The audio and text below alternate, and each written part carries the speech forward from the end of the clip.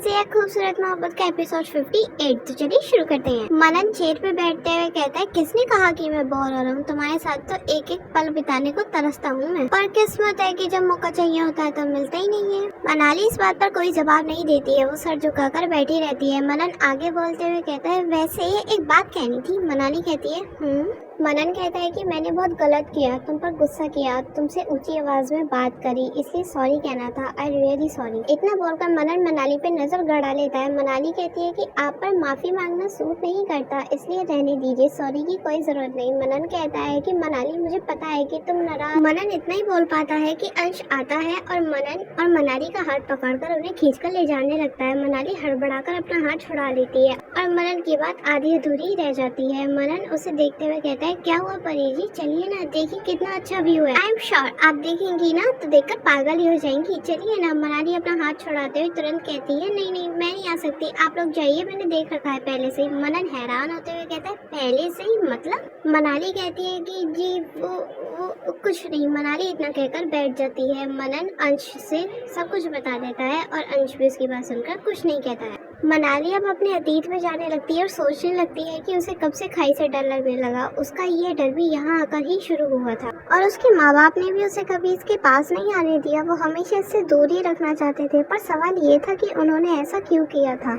अब ये बात तो वो और उसके चाचा चाची ही जानते थे। इतना सोचते सोचते ही उसकी आंखों में आंसू आने लगे, पर ये बात कोई और भी जानता था और वो थी उसकी डायरी, जिसमें उसके अतीत के बारे में सब कुछ लिखा हुआ था। पर वो अपनी डायरी को हमेशा लॉक रखती थी, जिससे उसके अतीत के पन्नों में कोई न झांक सके। वो डायरी लिखी ही इसलिए गई थी जिससे उसकी बुरी यादें उसमें कैद हो सके। मनाली ये सब सोच सोचकर पागल हो चुकी थी। रात को ठीक से नींद न आना और दिन में ठीक से भूख न लगना, यही सोचना कि उसके यहाँ पर आने से कोई प्रॉब्लम क्रिएट ना हो जाए, वो यही सब सोचे जा रही थी और वो रोने लगी। आसपास कोई नहीं था जो उसे देख रहा हो। थोड़ी देर में सब लोग वहाँ से फोटो खिंचाकर और वहाँ का लुत्फ उठाकर आ जाते हैं। वो घर चलने को कहते हैं। निशा बीच में रुककर खाना खाने के लिए बोलती है तो कोई मना भी नहीं कर पाता है, क्योंकि सबको बहुत जोरों की भूख लग रही थी और वो लोग पैदल निकल पड़ते हैं। मनन मनाली की ओर देखता है तो उसे ठंड लग रही होती है। वो अपनी जैकेट उतारकर मनाली को पहना देता है। मनाली मना करती है पर वो उसकी बात नहीं सुनता है। मनन अपने दोनों हाथ अपनी जेबों में डालकर चलने लगता है। मनाली उसको एक नजर देखती है और मनन की बाजू पकड़ लेती है। मनन उसे देखता है तो मनाली उसके हाथ पकड़कर ठंडाई नाप रही होती है। वो उसके हाथ पकड़कर घिसने लगती है तो मनन उसको देखता है और उसकी परवाह उसे ऐसे करना सुकून दे रहा था। और इधर मंदिरा रेडी होकर इंटरव्यू के लिए निकलने को होती है तो पीछे से रानी जी उसे टोक देती है। मंदिरा कहती है, क्या ना माँ, मैं इंटरव्यू के लिए लेट हो जाऊंगी, अब आपको क्या कहना है, जल्दी बोलिए फटाफट। सुभाष जी भी वहीं पर थे और उसकी बातें सुन रहे थे। रानी जी के हाथ में दही शक्कर की कटोरी थी। वो दही शक्कर को एक चम्मच में लेकर मंदिरा के मुंह में भर के उसकी बलाइयां लेते हुए बोलती है, हाय मेरी बच्ची का इंटरव्यू अच्छा हो जाए और उसे जॉब मिल जाए, मैं तो भगवान से बस यही प्रार्थना करती हूँ। मंदिरा हंसकर दोनों के पैर छूती है और कहती है कि मम्मी इंटरव्यू अच्छा ही जाएगा और आप देखना ये जॉब मुझे ही मिलेगी। सुभाष जी उसके सर पे हाथ रखते हुए कहता है, मेरा आशीर्वाद है बेटा तुम्हारे साथ, इसलिए तुम्हारा इंटरव्यू अच्छा ही जाएगा और ये जॉब तुम्हें ही मिलेगी, इसलिए नर्वस बिल्कुल भी मत होना। मैंने बहुत काबिल बनाया है अपनी बेटी को, पहली बार है ना, इसलिए थोड़ी हिचकिचाहट मन में जरूर होगी, इसलिए जल्दी जाओ और खुशखबरी हमें सुनाओ। मंदिरा उन्हें खुशी के मारे गले लगा लेती है और रानी जी के गाल पर किस कर चली जाती है। सुभाष जी और रानी जी बेहद खुश थे। मंदिरा का ऐसे रवैया बदल कोई छोटी बात तो नहीं थी। जो लड़की किसी की नहीं सुनती थी, वो आज अपने माता पिता के साथ एक आज्ञाकारी लड़की की तरह व्यवहार कर रही थी।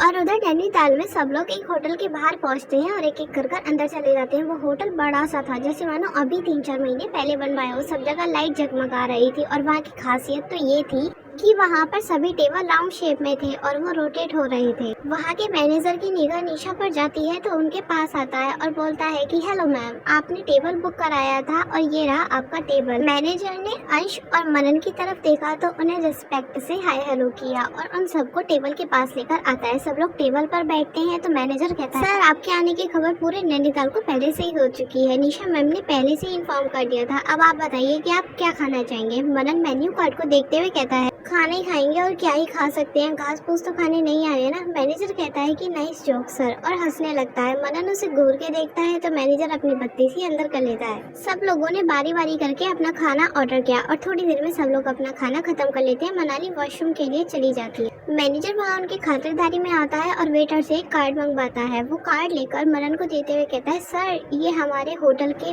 मालिक यानी हमारे मालिक की 50वीं शादी की सालगिरह है और वो चाहते हैं कि आप जरूर आए और ये उसी का इनविटेशन कार्ड है, तो आपको ठीक सुबह कल 9 बजे यहाँ पर आना है सर। और हमारे सर ने स्पेशली आपको पार्टी का इनविटेशन दिया है। अंश उसे नीचे से ऊपर देखते हुए कहता है जान ना पहचान और सीधे स्पेशल इनविटेशन कार्ड, बड़ी अजीब बात है। मैनेजर कहता है कि आप उन्हें नहीं जानते सर, पर निशा मैम बहुत अच्छे से जानती हैं और आपको कौन नहीं जानता, पूरी दुनिया आपको जानती है। इसलिए हमने निशा मैम से रिक्वेस्ट की कि आप हमारी पार्टी में शामिल हो और हमारे इस खास दिन के स्पेशल गेस्ट बने। तभी निशा बीच में बोलते हुए कहती है हाँ मनन मैं उन दोनों को अच्छे से जानती हूँ और वैसे भी मिस्टर एंड मिसेस मल्होत्रा तुमसे खास मिलना चाहते थे। मनन उस कार्ड पर बिना निगाह डाले उस कार्ड को वहीं पर छोड़ देता है और तब तक मनाली भी आ जाती है। मनन कहता है कि मैं किसी पार्टी में शामिल नहीं होता और जिस पार्टी में मैं शामिल होता हूँ वो पार्टी बहुत खास होती है और इस पार्टी में कुछ खास है ही नहीं, स्पेशल गेस्ट आप हमें बना देंगे और तुम्हारे मालिक ने मुझे स्पेशल इनविटेशन कार्ड खुद नहीं दिया, इनविटेशन कार्ड तुम्हारे हाथों भेज दिया। अब मैं इस पार्टी में शामिल नहीं हो सकता क्योंकि जिसकी पार्टी है उसने अपने हाथों इनविटेशन न देकर अपने मैनेजर के हाथों काम चलाया, इसलिए सॉरी मैं इस पार्टी में शामिल नहीं हो सकता।